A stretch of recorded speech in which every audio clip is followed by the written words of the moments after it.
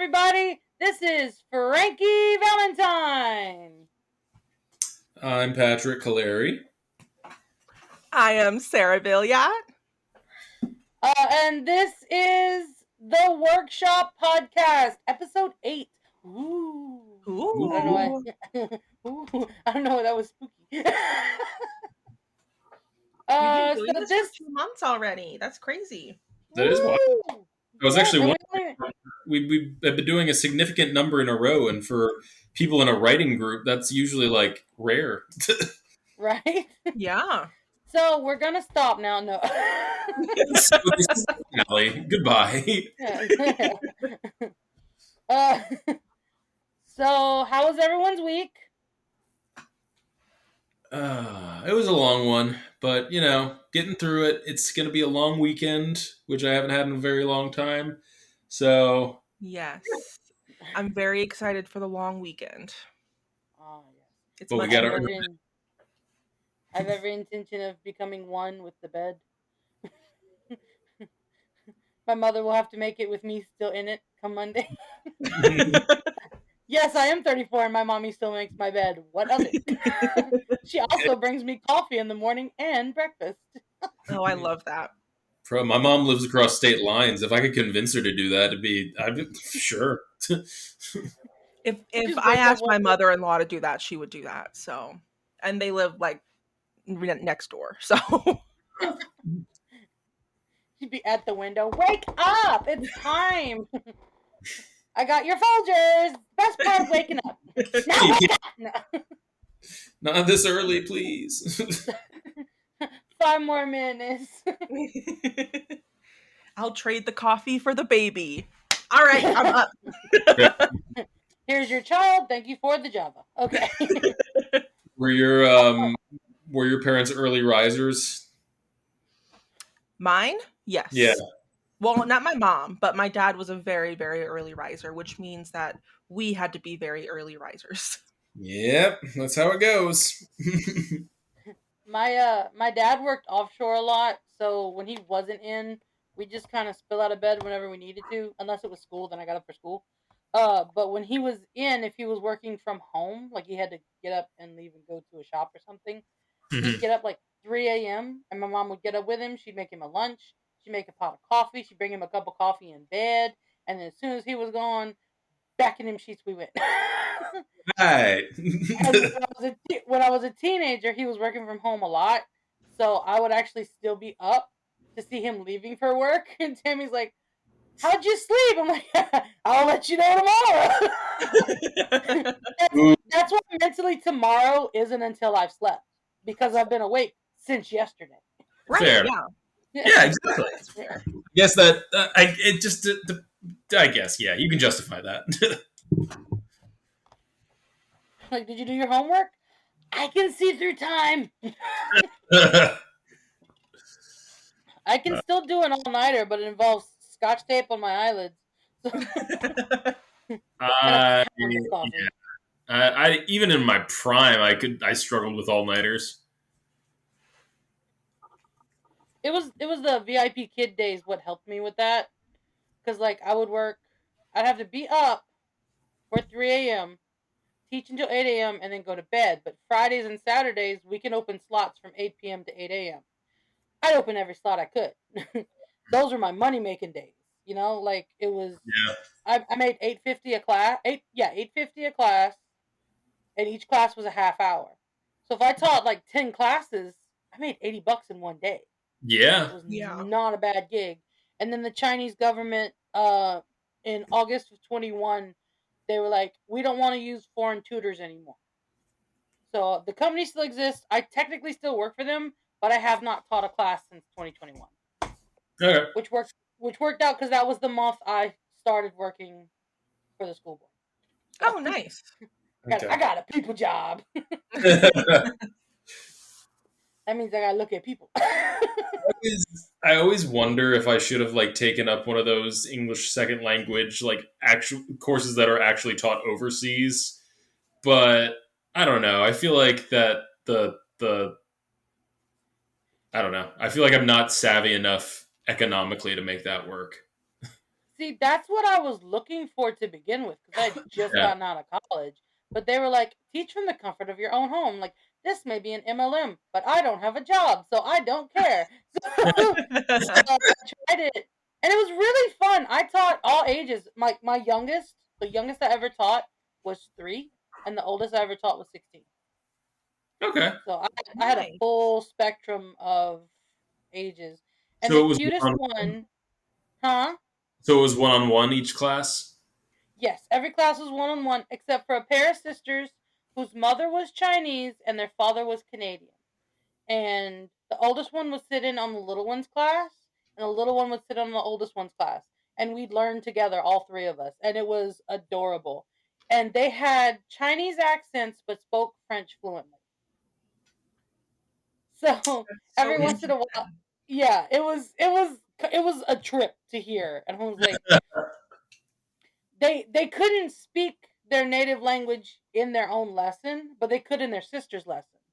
So I'd ask the little one a question, and then the oldest one would tell her the answer in French with a Chinese accent, and then she would say it in English with a French Asian accent, and I'm just like, this is the peak of my life. What a globalized world we're living in. Right? And just my favorite kid, though, well, not favorite, but the cutest 3-year-old I taught was named Gift, Gift. And the irony of him coming to class dressed as a box was not lost on me. And we did the lesson, and he did fantastic. It was a singing lesson. So, what it is, you teach them a little song, and then after the lesson, mom can record them and upload it to the app, and it makes a music video of them singing the song they learned in class.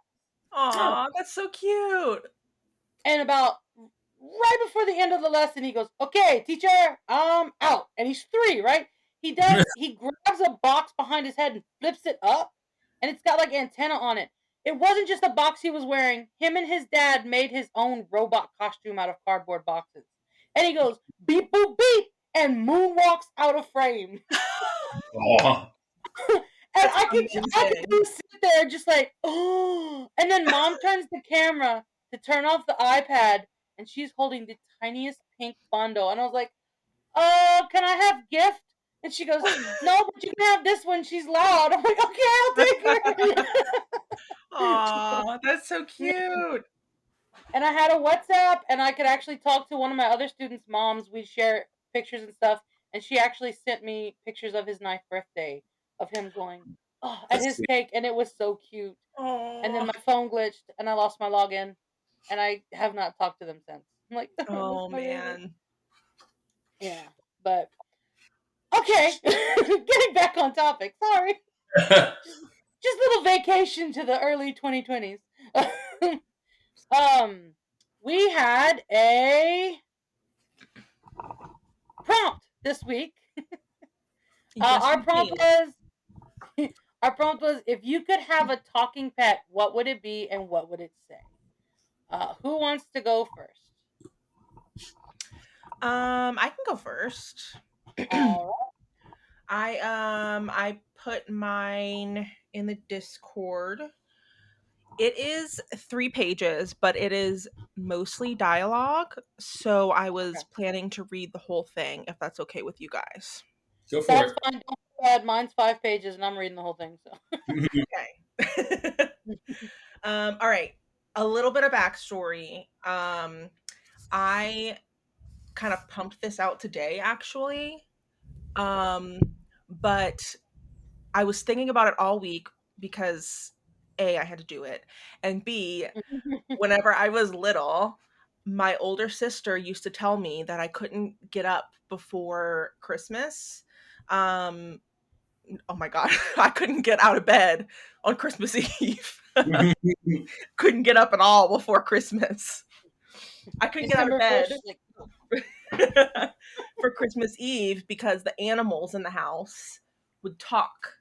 And if we got out of bed on Christmas Eve, then we would hear them talking and we would scare them and they would run away. So, um, Okay. yeah, I Sounds like believed that for a very long time until I learned that Santa was not real. Um, what? assuming that This is a disclaimer from the workshop. We do not condone what Sarah just said. Santa, we love you. I still want my drum kit. Sorry. But yeah, I believe that for a very long time. So that is what this is based off of. All right. Nice. That's Okay. both adorable and scarring. I love it.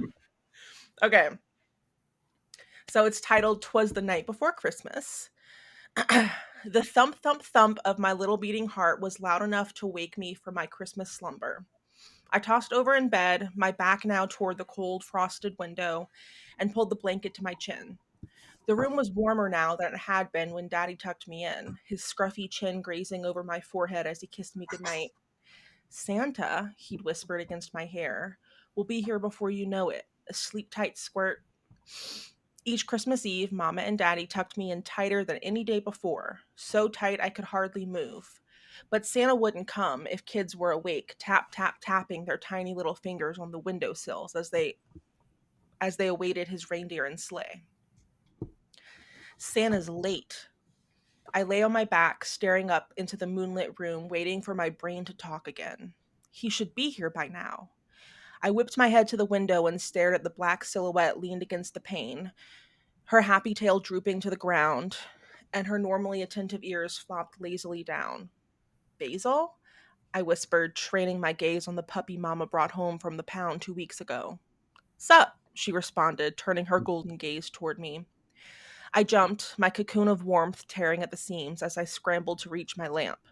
Don't turn the light on, Lila, Basil said, hopping from the window sill and fumbling to the ground. She patted across the hardwood floor and jumped toward the bed. She was still too little for such high jumps. Well, help me. She huffed and rolled her eyes. Basil?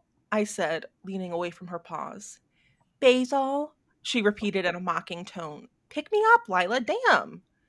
Okay, geez. I lifted her from the floor and set her on the bed, her golden fur shining in the white moonlight. Why are you talking? I was about to ask you the same thing. She walked in a circle until she curled herself into a ball and plopped down. She stared up at me, and it was only then that I realized she had eyebrows. Um, she didn't respond. Since when can you speak? I asked in a hushed tone. Always, she said. Her voice was high pitched but quiet, like an excited baby boy tiptoeing down the steps on Christmas morning. You just don't listen. No, I said. I'm quite confident you didn't talk yesterday. As confident as you were that you aced your math test last week, huh? Hey, I said, eyebrows furrowing at her. Why are you so mean? She opened her mouth to respond, but paused. Her ears slowly raised, and she lifted her head. She lifted her head. Thumping on the roof. I heard it too. Shh, I said, petting her soft coat in an attempt to prevent her from barking. The first time you hear me speak and you shush me, she said, nudging my hand off her head. More thumping, sliding, rustling from the rooftop. Listen. She jumped from the bed and fell ungracefully onto the floor. Her sharp nails slid across the floor as she jumped atop my desk, then my bookshelf, then the windowsill. Santa. Her voice was breathy with awe. I couldn't hear the ho ho ho's I was certain I'd pick up, or the jingle jangle of the reindeer bells as the reindeer shook snow from their coats. I couldn't hear Santa's boots as he climbed onto his sleigh, or the clop clop clop of the reindeer hooves as they galloped from the roof and darted to their next destination. Our neighbor, I assumed, but Basil gave no indication. She watched in silence out the window as the silhouette of a sleigh appeared in front of the Christmas moon. This is your first Christmas, I stated. Basil didn't respond. Is that why you can talk? She turned to me, her dark eyes now watering, glistening in the awe of Christmas Eve. Lila. Her voice was softer now. I've always spoken. I've never heard you, I said. I listen. I swear I listen. I do. Why can't I hear you tonight? Basil sighed and looked back toward the moon. Tonight, she started, the world is one. Call it the Christmas spirit, magic, fairy dust, she chuckled. Call it whatever you want, but tonight separates those who believe from those who do not. Believe in what, Santa? I asked. Basil shook her head. No. I want to keep talking to you, I said. I want to hear you. Know what you have to say. Tell me, Basil. Help me believe. Basil didn't respond, only wagged her tail against the cold, frosted glass as Santa's sleigh zigzagged against the Christmas moon. Oh, that's so cute. I like that. Thanks. Oh, I like the backstory too. That's sweet that it's a. You said your sister told you that. Yes. She was very mean to me, though, so don't. She was Hey, probably telling me that to be mean to me. it turned it into something nice though. yeah. I am going to send it to her and see if she remembers. I did She's like gonna this. send back. I Huh? did like the sort of shift of tone towards the end that turned it goes from whimsical to still whimsical, but more, it's got sort of a thematic element to it at the end. So I Yeah, really liked that, and it came across well in the dialogue. I think. it did. Yes, Awesome. Thanks. I could definitely see this being turned into a Christmas movie. Oh, yeah. The puppy who could talk, Snowbud. Snowblood, yeah. I guess it would be less cute if it was a talking tarantula. That would be terrifying. Please no, it'd be Aragog. There actually is a You guys are familiar with Star Kid and it's the very Harry Potter musicals. Yeah. They actually have a third one, and it's Harry Potter senior year. And Aragog has a song, and because you said it's a talking tarantula, all I can hear is "Get in my mouth." That's hilarious. I knew they had made a third one after like a long time, but I just wasn't Mm. sure. I wasn't It sure if they'd actually like posted it on YouTube or anything. they did it live at LeakyCon for the Okay. first time, and that's the video that's up them performing it at LeakyCon, and it actually has Darren Criss in it, which I was surprised. But he actually was too busy for any of the rehearsals, so he's the only one on stage with a script. And at one point, he just stops and goes, "Man, this is some funny stuff," and then continues. Like, Hey, "Hi, Darren. know, Tell us you weren't there for rehearsals without telling us you weren't there for rehearsals." you got to experience it in a very pure way, I guess. Yeah, yeah. All right, so I will go next. Okay, I will say just for clarification, I did drink this week. I did. Okay. I forgot that I had not written anything until I was on the way home from work today. So, Gotcha, gotcha. All right, well, you enjoy that my time, my friend. All right, so mine is called Spyro. Not to have any infringement on anyone's rights. What is it? Not rights. Oh, intellectual property. yeah, that's the one. um, but yeah, I did name him Spyro because I do love that video game. It was one of the games I played with my brother as a kid. Me and the youngest of my two older brothers are just video game addicts. He's the one that has an entire like old school leather suitcase full to the brim of X-Men comics still in the original wrapper. Oh I was like, man. "Have you ever opened them?" He said once to read them, then resealed them and put them in the box. And Oh my gosh. he has three of his own sons, and he's raising two of my other brother's kids. And I was like, "Have you ever let any of the boys read them?" He goes, "No, because for some reason they're always sticky. Even the 20-year-old, they're always sticky." They're not ready for that. No, like, like, would you give your dog a steak and expect it to still be there in 10 minutes? No, It's like, come on, it's not their nature. right. I So will. this is, huh? I was just gonna say, as an aside, I like to imagine that the glass in the beginning of this section is the same glass that the puppy's tail was pressed against in the previous story. So it's just continuity. Aw. Just the lizard sitting there watching his tail go back and forth, like, what the hell is that Well, thing? it seems kind of weird, but anyways. Yeah.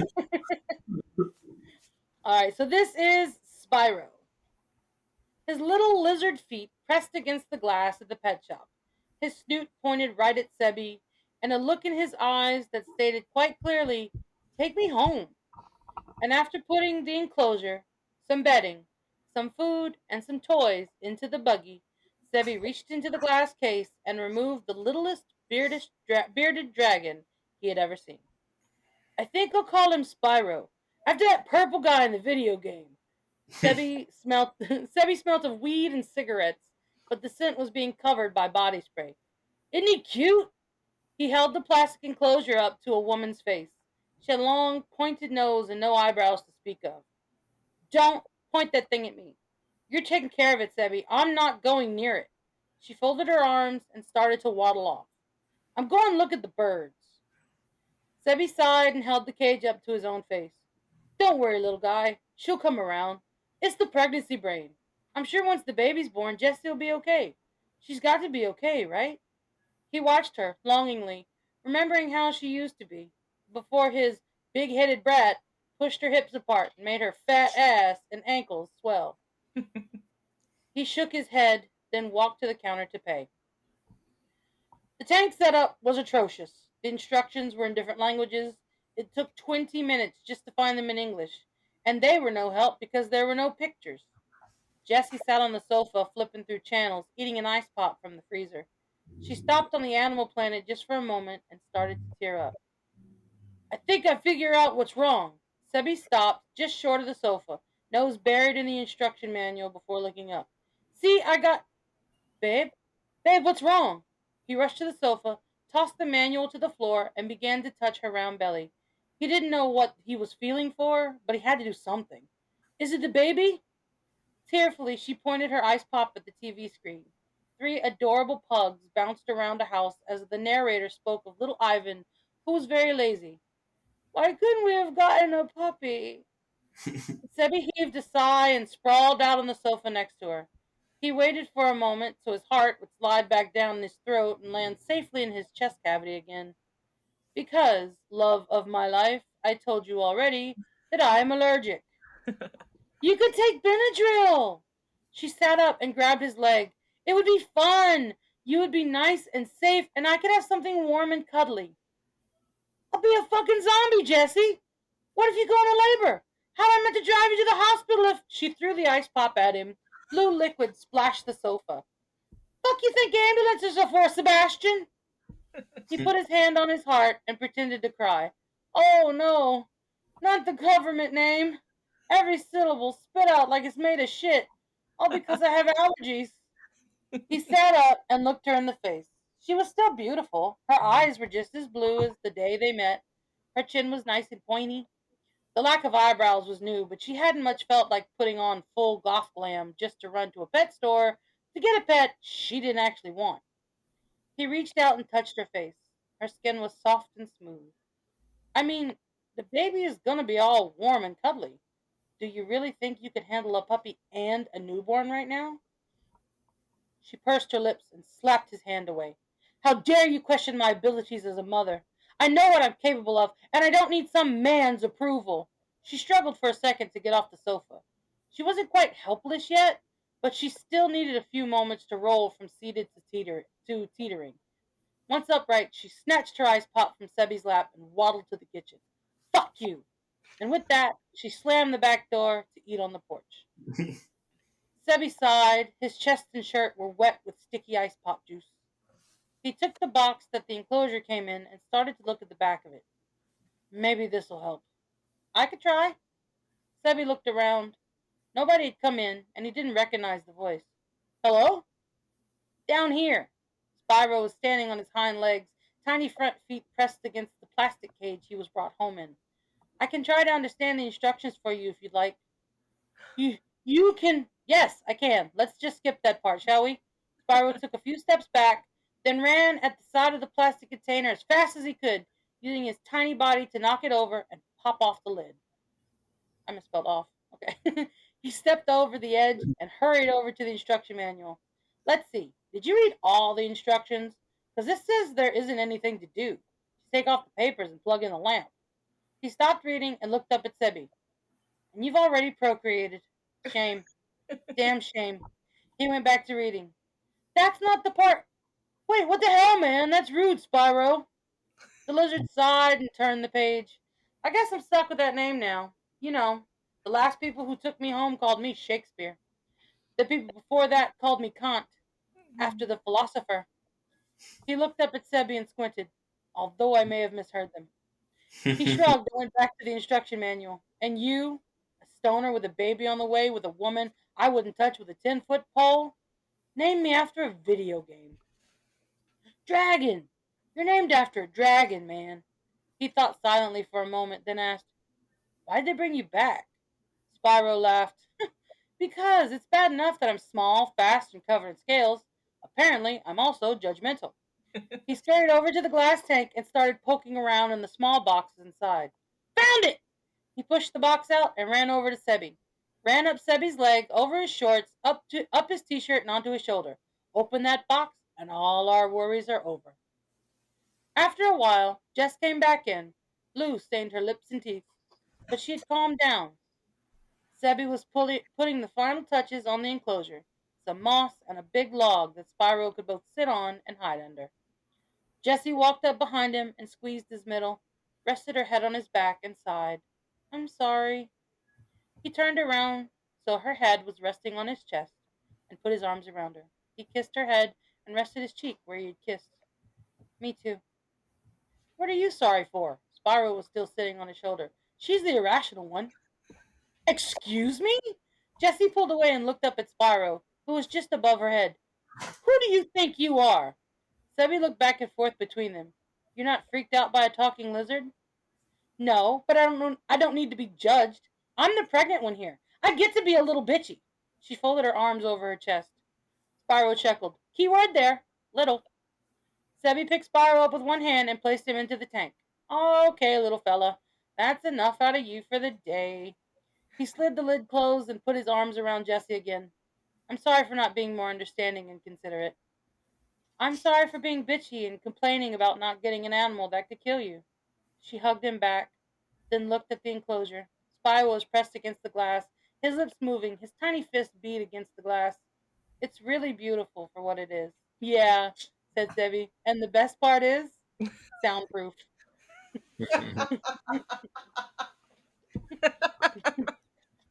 I loved Spyro's everything about that. Like, no, this just kind of proves the point that all that a couple really needs is a third party to rally against. right. No, I really actually that was an aspect I really enjoyed because it really I think it does a good job of making both characters right. So it's not like you despise either. It's not like, oh, this is a terrible human being, but it's just Yeah. like it's almost like the lizard is a vehicle for them realizing, oh yeah, okay, we're not that bad. Like, Yeah. Yeah. Spyro is to that couple what the jokes in Christmas crackers are for parties. If you ever get Christmas crackers, the joke inside, guys, gosh, I'm podcasting. Thank you. I'm talking to the birds. Sorry. um, if you get a Christmas cracker, you break it open, you get some kind of little toy, a paper crown, and a joke. And the joke is absolutely abysmal. And the reason it's so bad is because the guy who made them is like, if you tell a joke and it's a decent joke, some people are gonna go, "Oh, okay, you told a joke, blah blah blah," and other people are gonna be like, "That's a knee slapper," and it divides everybody. But if you tell a joke that's so bad, everybody is like, "Oh, great, you've united the party. You've created a common enemy and brought everyone together for Christmas, and thus saving Christmas dinner." That is that I'm not gonna say I can't particularly poke holes in the logic now, so it's probably right. So, No, I loved that though. And just for the record, I was also crazy while pregnant. And if I ran into a talking lizard, I would absolutely spiral. So no, I would not only be terrified, but mhm. I would think about it for like the next 10 years. How fine. long do lizards live, babe? Can we get rid of it?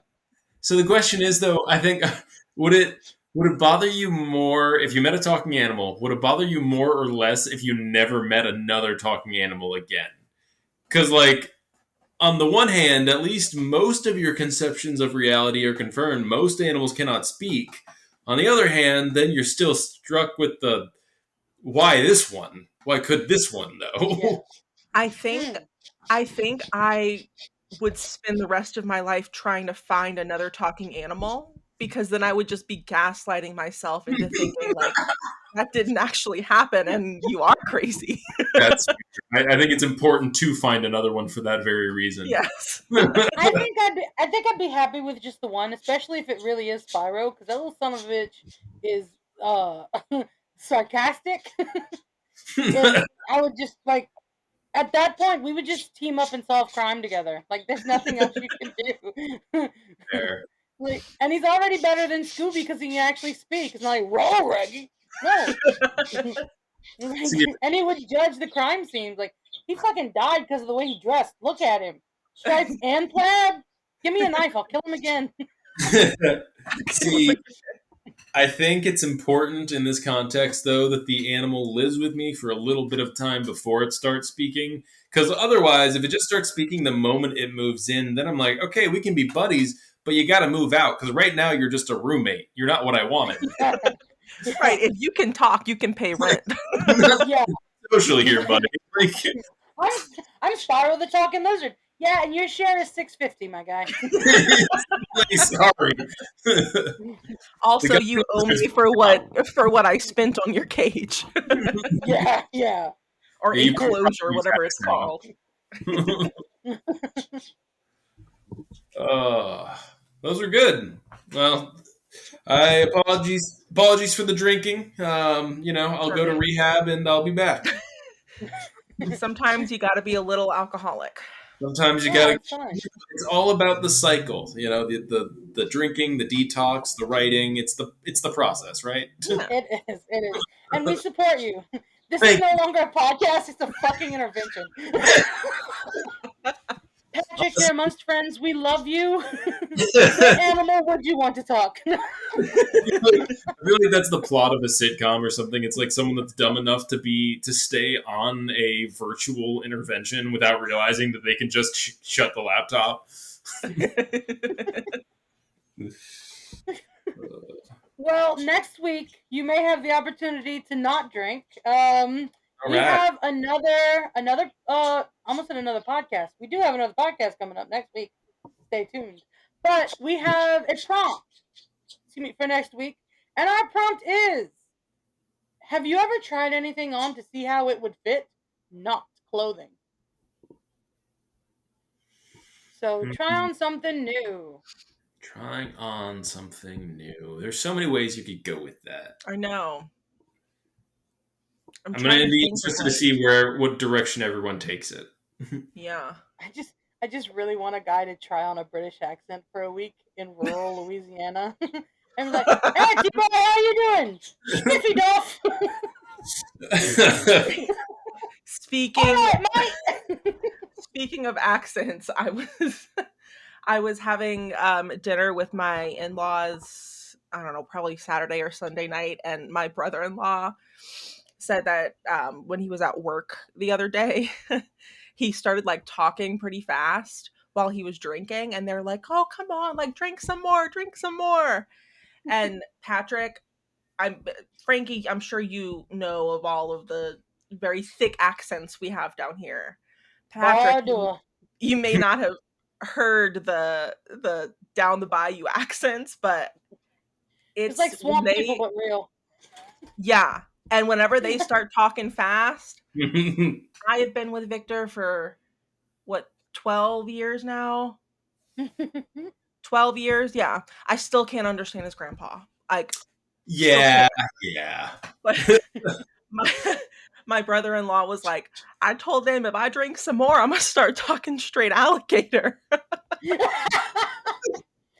Is his grandpa one of those old men who doesn't move his lips when he talks? No, Yes. Yeah. Oh god, I love that accent. Like, I don't. oh, I was It, fishing the other day. All right, down on there in the hollow, and then I was doing that. I so got me going. She's that big. it's like it's an accent and an old man thing, which is weird because then it means it's sort of regional. But you know the age range and like so. Same with Palin's papa. Like, he's Indiana, born and bred. Like, their family's owned a farm there for generations. First time I met him, I was like, please, God, no one leave me alone because I only understand the third word and I will not be able to communicate. All people should come with subtitles. I'm just gonna put it out there. Yeah. Yeah. Yeah, and even then, the subtitles would not be correct because I you was still gonna wouldn't be say, able to I figure it want out. I want like the Google Glass stuff for the augmented reality. I want there to be subtitles for real life, but I want it to be like the Netflix subtitles that over describe things. Mumbles and grandpa. That's not helpful. Salacious muttering. What do you mean salacious? Cries in Spanish. No, no cry in Spanish.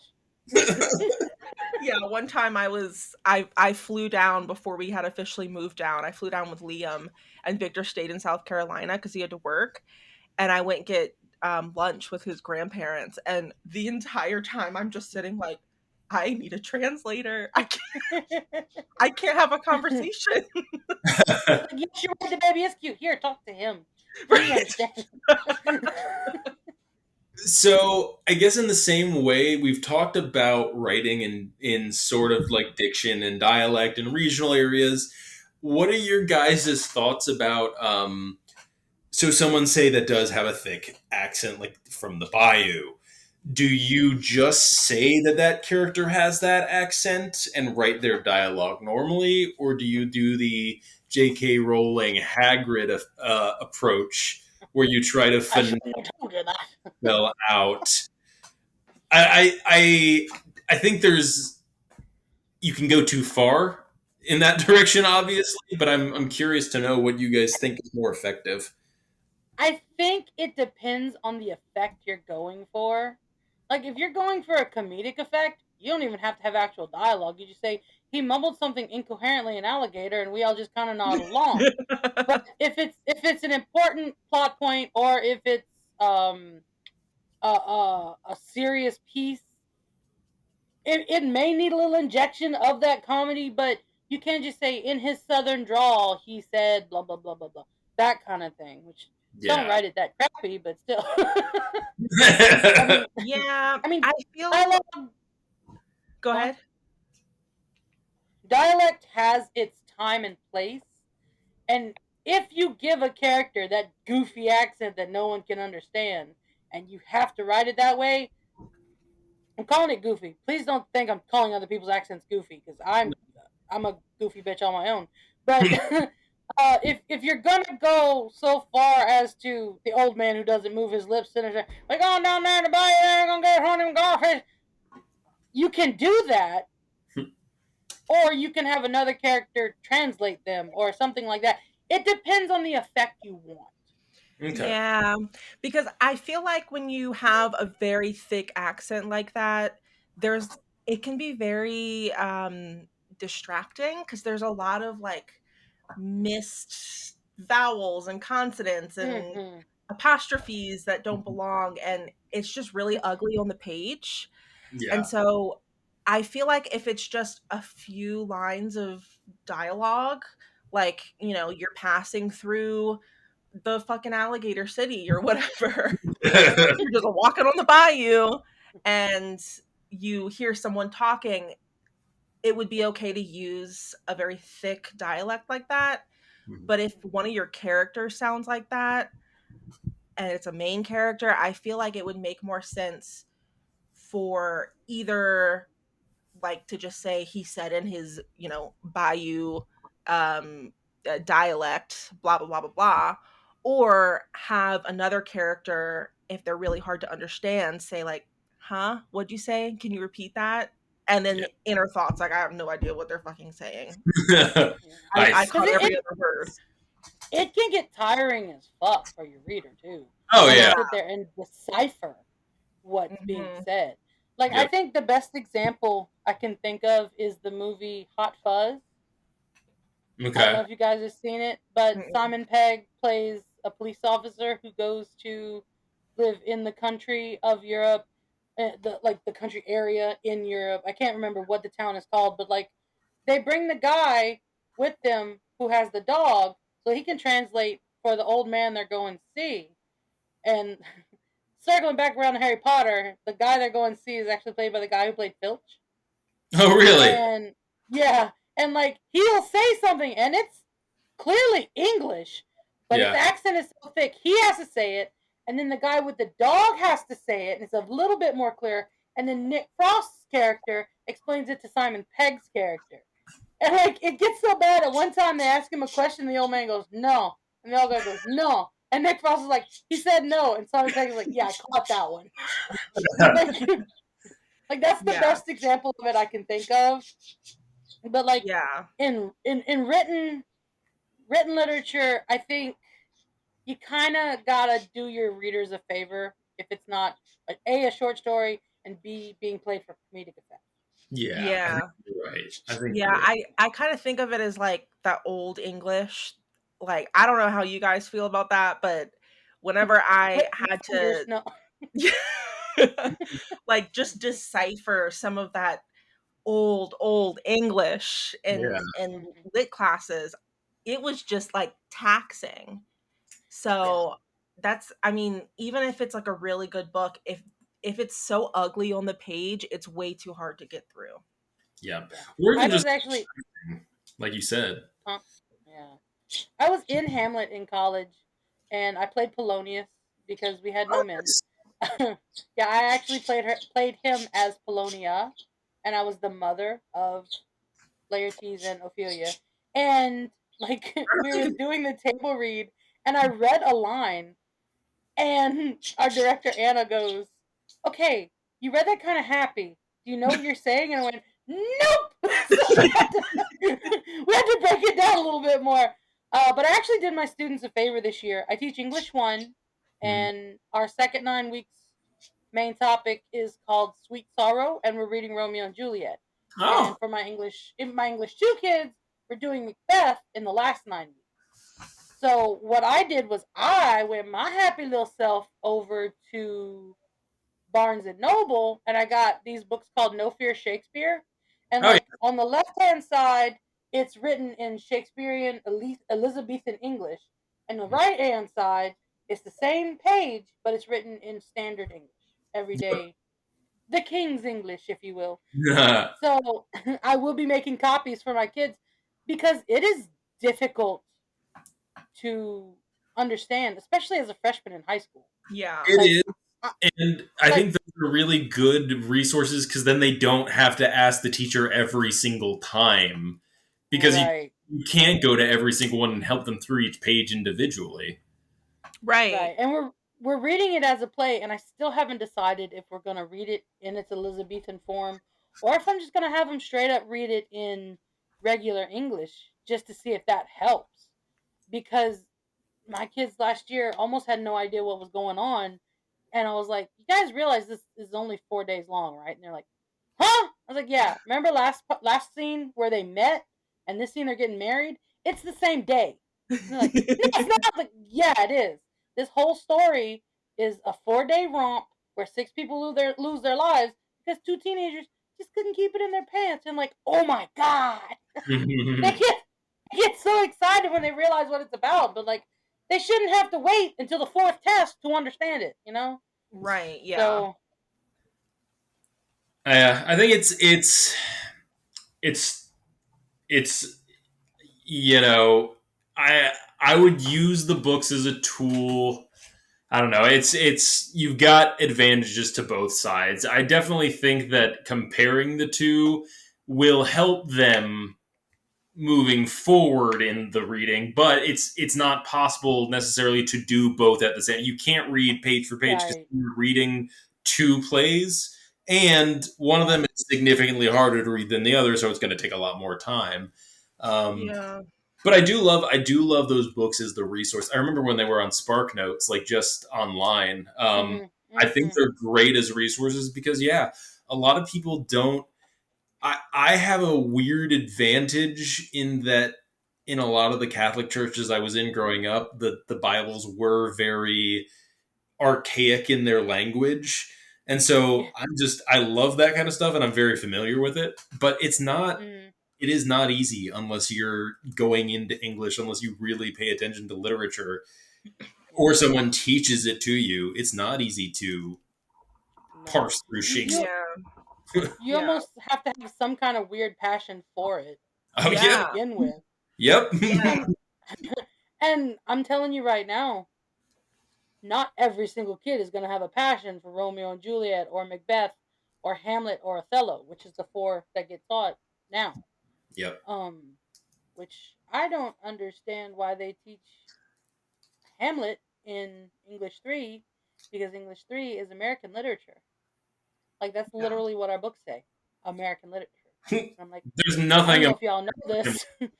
He's like, I don't know if y'all know this, but this English guy wrote about the Danish people, I was gonna not say me. nothing. There's nothing American about that. No, I do like to point out to the kids that if you're reading Shakespeare and something weird is happening with royalty, one, they're Catholic, and two, they're not from England. Like Romeo and Juliet, that's some wacky Catholics from No. Italy. Yeah. And the Yeah. queen is just like sitting there watching the play, like this kind of looks familiar, but I don't know why.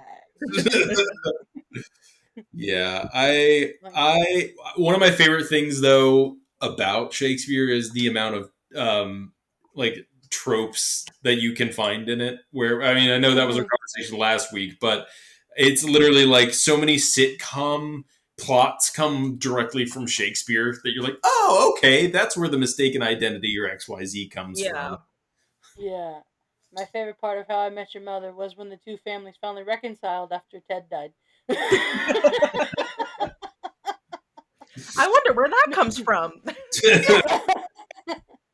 I do like that Shakespeare was an actor before he was a writer, and you can tell because he has these teeny tiny scenes where there's only one or two people in it that if they are in the next scene, they just kind of blend in easily, or they're not in the next scene at all. Because he recognized that getting dressed in the dark behind the scenes at breakneck speed pretty much impossible.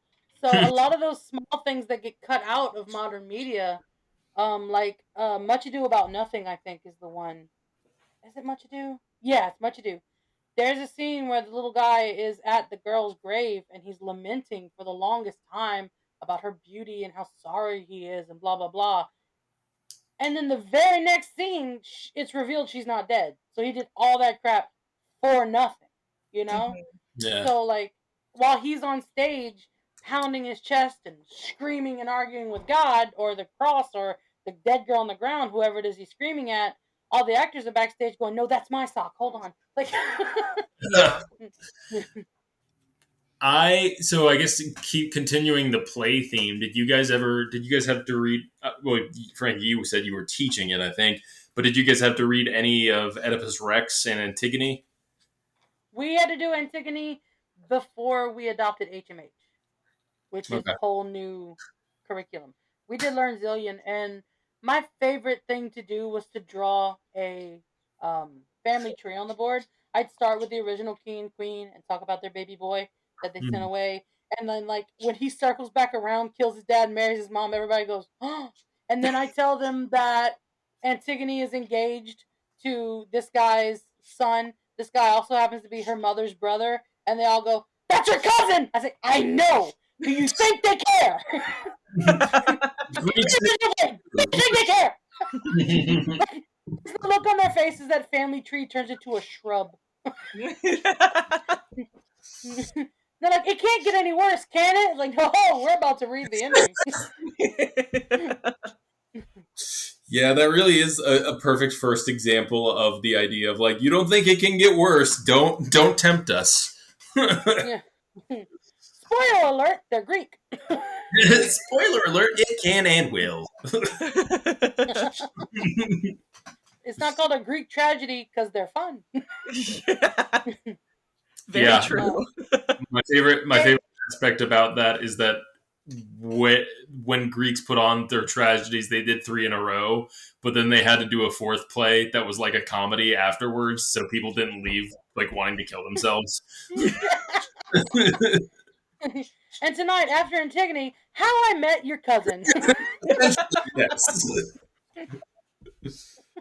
Uh, We actually we have a class called Tech Writing A, and it's kind of like it was originally meant to fill in those gaps. Y'all remember back in 2020 where everything just stopped that March and everybody went home and prom was canceled and there were no graduations and everyone just went home from school and the and everyone mamas was on give me TikTok. 2 months and we're gonna be back. Yeah. Yep, I Yeah, do remember all that. the, all the mamas on TikTok going, school need to come back. These kids fucking nuts. But Yo. we developed a class called Tech Writing A, and its original purpose was to fill in those gaps.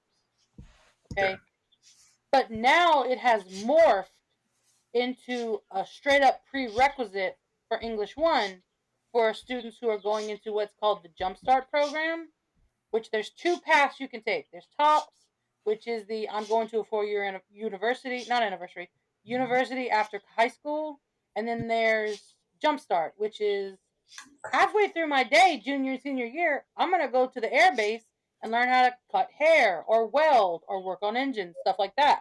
Mm-hmm. And I taught it for a couple years. And the first year we did HMH for that, we read the play version of Diary of Anne Frank, Oh, Interesting. okay. which it was actually a very interesting play, but they put it in the last 9 weeks. And it was so much in that last 9 weeks. Yeah. And like at some point, they take back the Chromebooks and they all go home for the summer. And a bunch of them just stop coming 2 or 3 weeks before the end because they're like, well, I didn't miss any school days this year, so I'm not coming back. Yeah. Why would I? Bye. Great. Yeah, Great. I'm miss done. miss me with that detention bullshit. So it was actually a very difficult read for us because at one point the girl playing Anne Frank was just like, all right, I'm out, deuces. Wow. Like, Yeah. yeah. I mean, oof, that's kind of hard to continue. Yeah. So we It's actually wound up watching a film version of it. So Huh. which the kids actually enjoyed the film version more than the actual reading of the play. And of course school was being let out the next day, so it didn't matter. yeah, Right. it might have had something to Yeah. do with Yeah. it. But I yeah. And enjoy. Antigone was my favorite. Yeah, I enjoy. I'm not gonna say I like to read like Greek tragedy in my spare time. I do like the lessons though that I don't think you can fully grasp the concept of pathos or the idea of just overwhelming emotion. I think it's a really good teaching tool to show that not every story has to be happy to be profound or to impact you Right. and stick with Right. you. Because at least to me, that was very, very much one of my first introductions to that concept. Because I read it, I think we were like in 8th or 9th grade, maybe. Yeah. And like Antigone has the best ending because he's like, you know what? I'm an ass. I'm gonna go get her out of that cave, and she freaking hung herself. And the kids are like, she doesn't live. I'm like, guys, it's a Greek tragedy. No, she doesn't. She bites the big one at her own hand. She hung herself. She committed suicide. I'm like, oh, like, yeah. Based on what we were reading in school, I kind of thought it was a prerequisite that mutual suicide was how stories or plays had to end. You had Romeo and Juliet, Antigone. It's just like at a certain point, it becomes part of the fabric of the medium. Welcome to high school, where you're going to become acquainted with death. This is what plays are about. I don't know, man. They just kill Yeah. them at the end. Well, the eighth graders read Edgar Allan Poe for 9 weeks, so I mean, I guess that's a prerequisite to the prerequisite. Yep. What was your favorite part of eighth grade? When that guy scooped that other guy's eyeball out and buried his heart under the floorboards, and it was stomping at him. All right, little Timmy, sit down. All right, I thought you was gonna say lunch. we might be reinforcing the wrong lessons here. Yeah. And we wonder why so many serial killers are born. It's all literature's fault. Why'd you do it? I wanted to hide the thump thump. They said it was the video games. It was always Little books. did they know it was Shakespeare. It was always Yeah, it's the Edgar Shakespeare. video Allan games. Poe. It's the video games. Meanwhile, I'm upset because I chose the wrong dialogue in Stardew Valley and made Sebastian sad. Like, no, exit, don't save. I love you, Sebastian. For real though, I played that game, and the first time I played it, my first save, I married Sebastian. And then here recently, I replayed so I could marry Elliot, and it honestly felt like I was cheating. And I was like, I don't like this, so I deleted that save file, made a new one, and remarried Sebastian. Like, ah, mommy's home. Right. Yeah, I get it. I understand that. I wouldn't play. I mean, all the RPGs I played growing up, I'd like, oh no, I said the mean thing to my companion. Reload. There was one instance. So um, there's a game series called Dragon Age, and the first game in that series is the best by far. But the second that is decent, and I played it, and you've got all these companion characters. I've made the mistake of saying mean things to my companion characters, just because I'm not paying that much attention. I accidentally sold this companion character into slavery. And I was like, No. oh, I really think I should reload this time. Like, why is that an option? A misclick should not allow this to be. You should at least, are you sure? Jesus. Just sitting there on the controller, like, I didn't realize I was that British. Whoopsie. Just waving, bye bye, have fun. He's gonna do great things. Meanwhile, he's in shackles, going, "What the fuck?" It's very confusing, I'm sure, to them because our relationship up until that point in the story had been largely positive. So it's like, what I did wrong. Like, I'm positive I'm not gonna be sold into slavery. Wait a minute. Ooh. I definitely thought this was not going to happen. This was not on my bingo card for today. I was gonna pet the dog, but instead, oops. It's like I don't even want to be mad at myself because I couldn't have seen this coming. There were no signs. I'm an avid Sims player, and I actually created myself, and like I get married, and I have children, and everything. And I don't know why the game has you can either do full autonomy, where if your Sim's hungry, but you're on another Sim, they can go get food, stuff like that. But for some reason, my Sim is like, you know what I'm gonna do? I'm gonna tell my husband he's fat. Like, why you do this? That's a mean interaction. Delete. Stop. No, you make him cry. She makes me cry. Don't do it. Yeah, there was one time um my youngest sister is like, she loves Sims, and I haven't played Sims in a very long time. But the last time I played, I had a family, and then right next door was her family, and they would always like come over and hang out, to the point of like, whenever she was playing, my Sims would be over there. Whenever I was playing, her Sims would be in my house. Well, one of my Sims decided, actually, I'm going to start an affair. Oh, nice! whenever I was playing, I didn't realize it was her Sim that I was having an affair with. So Marriage. whenever my sister logged on, she was like, why are they getting a divorce? And I had to tell her that I destroyed their marriage. And I haven't Like, played ooh. Sims since. I mean, honestly, that's good. You went out on a high note. I don't think you can beat that. Like, Like, why are they getting a divorce?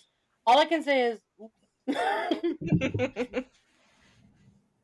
uh, so I was wondering when you guys were talking. I know correlation doesn't imply causation, X, Y, Z, but like, how many people that went on to want to write stories or be involved in storytelling really enjoyed The Sims? Because I would bet it's a pretty close to that Venn diagram is pretty close to a circle. But I also like that circle.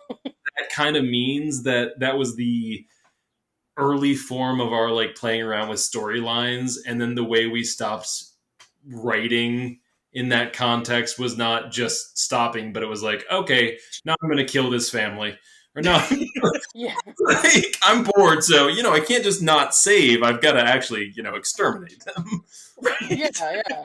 Like, and we're just gonna put a wall around this pool because taking the ladder away no longer works. They coded Sims 4. Like before, all you had to do was remove the ladder, and they were in there forever. But if you don't have a ladder in the Sims 4, they just hop up on the side and get out. So you have to Bitch. physically God build dang a it. wall around the pool. Or you can just put Unplayable. in a cheat and hold down shift, right click a sim, and a thing comes up and it says kill. And before, the only way they could die was the rabbit being attacked by the rabid rabbit. But Uh-huh. now you can kill them any kind of way, like death by drowning, and their ghost will match how you cheat their death, which is Yeah. kind of cool. Fun. Yeah.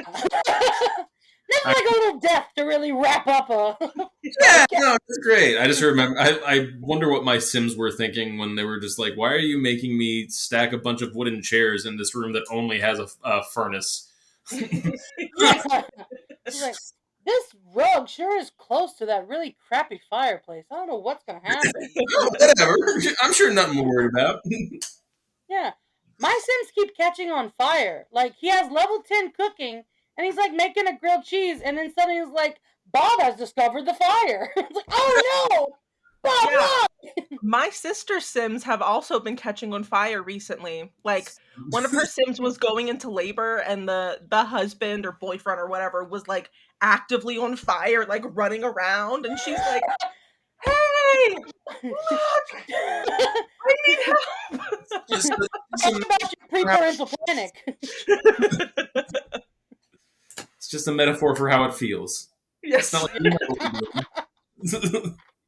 I was gonna clean my room, but my husband's on fire. Ooh. I love the pre-parental panic though, because like your little sim goes into labor and their partner's like, "Oh, what the fuck?" Understandable. Yeah, I'd panic too if there was nothing I could do. I'm just sitting here, Cheeto dust down my front, like, yes, panic. Do it. I have to wait for the To gods to hospital, tell me to join. panic, though. Yeah, they Dance. have fears now. And one Yes. of the fears that they can get randomly is I live in a simulation. It's like, have I got news for you, Akira? That seems unfair. That seems like the developers are trying to tell us something. I don't know, man. uh, did either of you get to play The Sims Medieval? No. I remember that was coming out, and I want to say that my family desktop was still like too shitty to run it, and so I always like looked at it, but I never bought it. Was it any good? It was actually, but what it was, everything was pretty much predetermined, and you were just going through the motions of Mm. completing these things. And I made a king that I loved. His name was Lance, and he was fantastic. He was a benevolent king, and they were like, go to the what you call it and get a new thing." And I went to get it, and it was like, if you pick this one, your king will die, and it was the only option. And I was like, all right, fine. So what it is, you're playing as the warlock, and you have to prove that that's not the king. That's the guy who's killed the king and is wearing his face. And Hmm. if you talk to him every once in a while, he would be like, "Other people's skin is sticky." Like, ew. Oh my What gosh. the hell? I'm very confused. There was one DLC, and I bought it and I had it, and it was like ships and thieves, and it added in pirates and stuff. Yeah. But if you try to download it now, it doesn't. You can't download it at all. I even contacted EA. I was like, "Hey, I spent money on this," and they're like, "Yeah, sorry about Sorry. that." Yeah, That's thanks for the cash yeah. though. And that's the EA way. Classic. You play games. You know how it is. Oh yeah, DLC more like, dude, let go. No control for you. The no and you are silent. Well, guys, we have reached that point. We're at 1 hour and 4 minutes. I Congratulations to our listeners. I like how we've decided that an hour and 4 minutes is the point. Like it always naturally Yeah. goes right around there. Yeah. One episode is a minute and 6, is a minute and 8, I believe. Oof, That's the bonus episode. rougher game. Ooh. Yeah. Yeah. So you guys got them 2 minutes. Just hang on to those because you're not getting any more. And once again, before we skedaddle, our prompt for next week is: have you ever tried anything on to see how it would fit, not clothing? Okay. Remember, you also don't have to answer the prompt head on. You could do what we always do and write a little short story. The prompt is a guideline. Hell, you can go off script and write about your great aunt Tessie. I don't care. We won't judge. Just don't be a turf about it. Weekly Harry Potter reference check. I didn't talk about Umbrella Academy this week. They're an academy that uses umbrellas. Check. Punch check.